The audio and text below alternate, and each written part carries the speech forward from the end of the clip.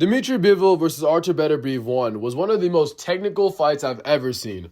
Despite not being the most action-packed fight, we might never see that level of ring IQ from two fighters in one ring ever again. However, after the fight, a lot of people thought Dmitry Bivol should have got the decision. So today, I'm going to discuss if Dmitry Bivol did indeed get robbed. Let's begin. The answer is yes. Yes, he did. And that concludes my video. Have a good day. See you in the next one.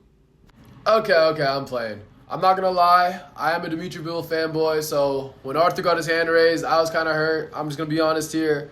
I wanted my boy to win, but I'm gonna try to be fair here. Keyword, try. What made this fight really hard to score was that we all know that Artur Beterbiev is a bigger puncher than Dmitry Bivol, but if you really watch the fight, Dmitry Bivol was landing the harder, more explosive shots. Yes, Artur was landing the more consistent shots, but Dmitry definitely landed the bigger, more thudding punches.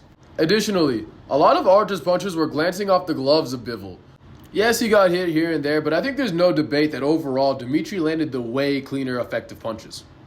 But to play devil's advocate, if you really slow down the tape, a lot of Dmitry's shots were also kind of blocked. That begs the question, as a judge, what should you score more highly?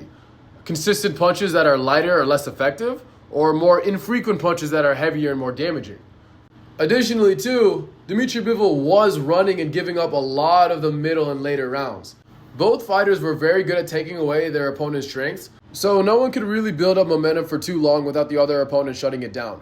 Whenever Bivol seemed to find his rhythm and his flow, Beterbiev started putting on the pressure, putting Bivol on the back foot. Whenever Beterbiev started getting this flow, Bivol seemingly set up a big counter shot to kind of slow Beterbiev down. Overall, the fight was so close that it really came down to which style you prefer. If you prefer the more aggressive, come forward type style, then yeah, you thought Beterbiev won. But if you like smart technical boxing, then you thought Bivol won. The fight was super close, and I really do think the only reason Beterbiev got the decision is because he was on the front foot more often. And also he's Muslim, and the fight was in Saudi Arabia, so I don't know, maybe. But regardless, whether I think Bivol won or whether you think Bivol won, the judges gave it to Beterbiev. You know what, who cares? Let's move forward, And I'm going to come clean about something. The reason I made this video wasn't to say if Bivol got robbed or not. It was really to critique us boxing fans. Nowadays, there's so many close fights, and after every close fight, it always seems like robbery this, robbery that, this was a robbery, that was a robbery. No.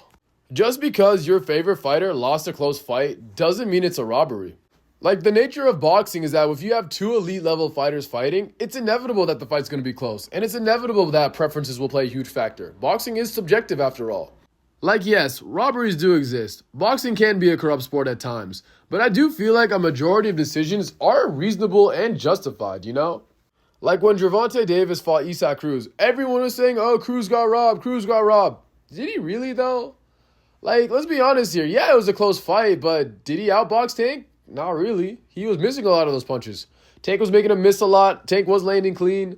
Like, yeah, it was a very close fight, but was it a robbery? No. One could reasonably say Tank won. Therefore, how could it be a robbery?